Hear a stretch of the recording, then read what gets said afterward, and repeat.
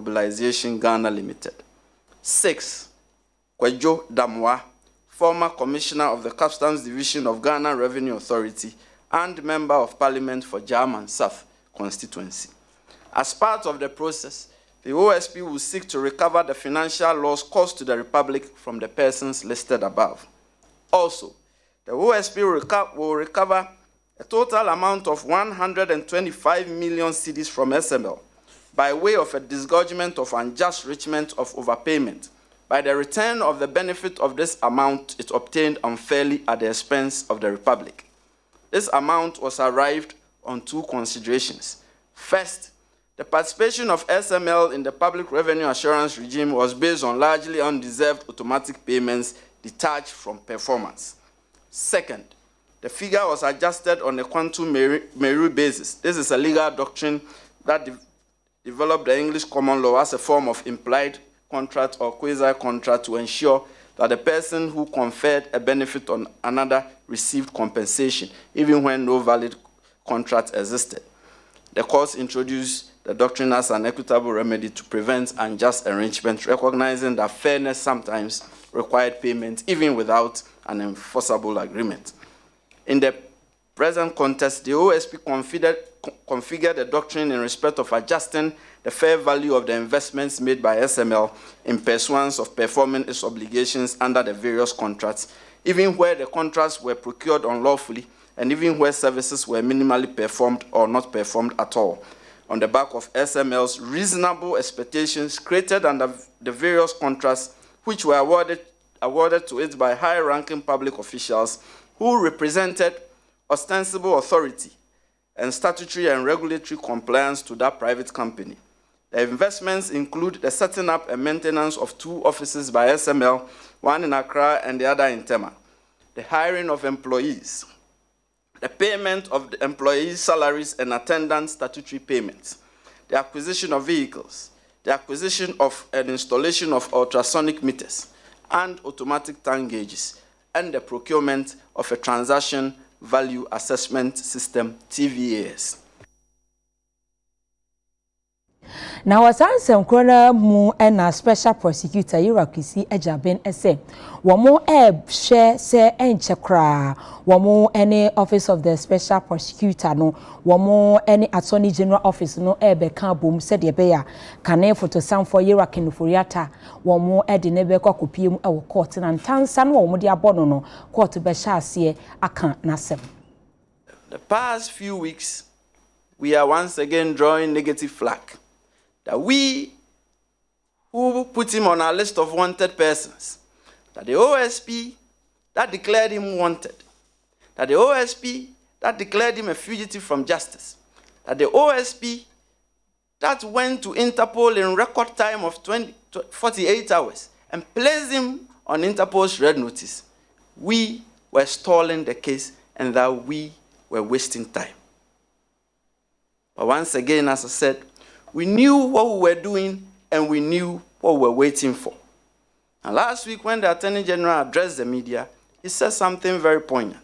He said, these financial investigations require time and patience. And we ask, give us that regard of time and patience, we will deliver the results we wanted, like this. And as I said, before the expiration of November 2025, we will charge all these persons that I listed before the criminal courts. We will not stultify our own investigations. We will not delay our own investigations. We would do it right. We will be patient. We will be meticulous. We would have all the expertise in the world examine all, because we only have one shot at these criminal cases. We cannot go back, forth with it. And so, I announce to you, as we did by way of our press statement last week, that we are in full collaboration with the Attorney General's Department. We cannot work against each other. We are working for the same cause, which is the cause of the Republic of Ghana. And we cannot be at loggerheads. We cannot be in dispute. Sometimes personalities and how one wants to do something may clash a bit, but that should not be taken as dispute or disagreement. Na yedemo kon munyamfo abena ose asare oko emrashibdwemo ni de ma de hyewo atiwa east ono kura ne sign chairperson the public accounts committee ma me dia tudwa kire se wo hu se anwa bebre ye dikoyem ye de ye froye ne ade no dodo na badwa so wo memu ne bi wa standard no e wo fom enti obi se osoafo ohwe apomdi ensem so nyamfo kwabena minti akando se anamo be na wutu afa ho bro nya bedui anwa manfo beto nya gro na se ne standard na ho de ne wo fom a ne se manfo kodi a e de ade na ebra mu. You ask yourself, how did these things slip into our country? Because cooking oil are supposed to have some consistency in terms of the flow. But it's in the sun, but it's as semi-hard. And I know this cannot be the regular cooking oil. So we will ask that the surveillance will be more, especially around the Christmas festivity, so that we don't have some of these things slipping in there. Your last one, Minister, has to do with the gift revenue processing model. The Auditor General said that during the audit in 2023, you hadn't implemented it. And so if you can give us an update whether it has been implemented and moving forward, you are using it as you are supposed to use it. Not only true. The observation given to us was that it was not fully being implemented. Not that it's not being implemented at all. But we have now trained the staff to fully implement it, so they've been done. You have maybe, so you can't say the caption is not true. Something that is not fully implemented is not implemented. Yes. So the auditors are right.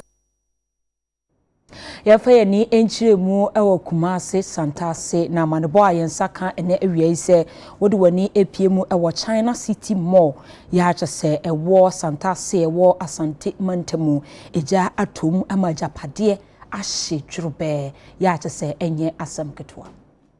Oye ne kese na si ewo eye Kumase Santase runabout eye eja jampantu bi ato eye Kumase Santase runabout eye baby from China Mall eye more kese pa yet beye ewia ekobo be no miensa na eja no eto hanom a workers wo ha be 100 amanfo timi ebo momoden adwumayfo no de wo nyina etimi epie nanso so no ejapade e frɛ no ejapade de enya ade ba akokora wo mafa no hanom asesi aniema ne nyina ahye Ghana National Fire Service for e wo hanom a efri sɛ wo tinkra sɛ eja ehye wo hanom no wo mepie mu wo hanom nanso so no se ne eja na no se edin ensuo no ko wo tu agum no na edin abrosan etoa so be ye miensa e wo hanom ne nyina ka agu a sesi ameka sɛ akoye awerehosɛm e wo hanom a meka sɛ penyimfo a omowo eye Kumase dodo na aba bepie mu e wo eye ahanom mayor e de Kumase wono so e wo hanom a ye pese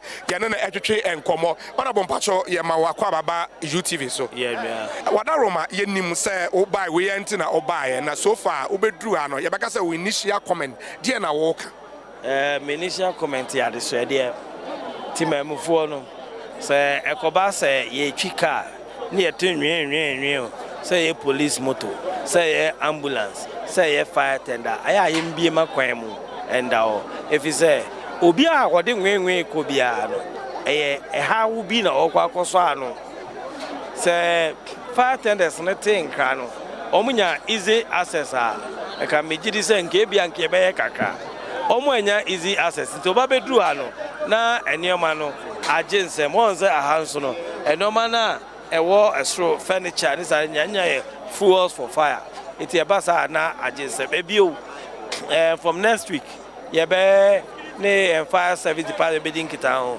or say more shops akese ni nyina you organize training among workers on how to use the fire extinguishers because we the kakra ya tie ne say na extinguishers no ho eja ne sha ase no ya attempt say ombedum no but nim the appropriate handling technique on the extinguishers ne be adwuma. And even though they had extinguishers no, and to me I saw ejano ano amai, it is not enough. Say you were extinguishers no, ne issue fire certificate di amai. Enipa na ewo mu no so no. I was say obuhunu fire extinguishers no use say the be ya bibi esia ombetimi aso ano. Yeah, that's a pa Kumasi Metropolitan Assembly, Kumasi Mayor, and I na etwetwe enkomo no. Yeah, we say any fire service regional commander no so ebetwetwe enkomo na ansa na no adwumayefo ni bi so ebetwetwe enkomo. Mo ho akire mo yie pa mo hanom. Ya mo akwa baba UTV so. Amchomejemos. Yeah, unso real. Wada ro ma obitima sori kakra na ye no ni enkomo. Edie na ohun ye, edie na sie. Acho. Bono tofa mai. Ocho the never started be 2 to 3 more honum. You co break your banner me who say bibi boy inside the hole. Now me catch madam for back say as I have born madam back prime can say o de o page means no. O boy be a China for na the ash na me say you.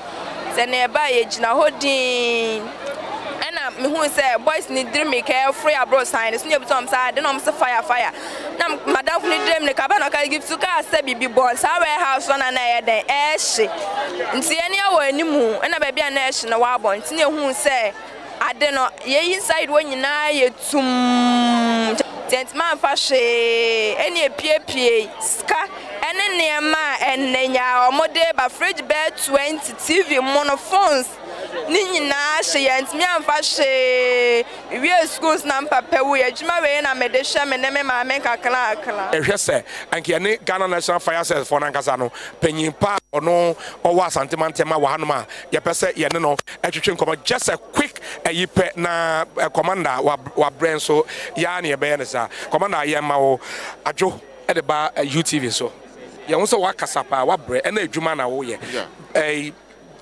na so far wo buy die na wo hu die na wo te tambe na mote e na wo men so ba 319 ena yenya call awo ye control regional control nti 320 ena dispatch first apply every convoy noche on be do a 331 on be do na no kware mu na ba bia eja e wo ho nti nyombe ya ne so mo start from the front almost fight fire no kware mu niamo monton wa highly combustible materials etimi shin tem apart from that building materials nanka so mo de ye no niam bia etimi hye wo hwa aha no wo ni ho aha echiro ni haba enim ha nyina no enye wo they are highly combustible materials omodi aye ja to ho anya de enye saka ye building na memfa say ye de blocks atwa ka bia anka can confine the whole thing.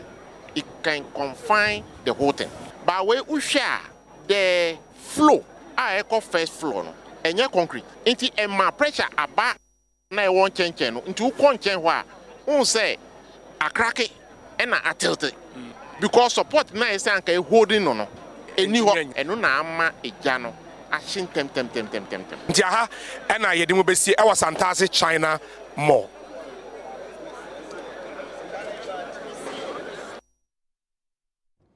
Abusiafo ye begina we so na yadan ho aba ye ba ye the discussion no ebetwa so ye office of the special prosecutor and central for nhie mu a wo frɛ ye ene nsɛm ahodo a okirikiri mu no ye bedomu asuko ede amawo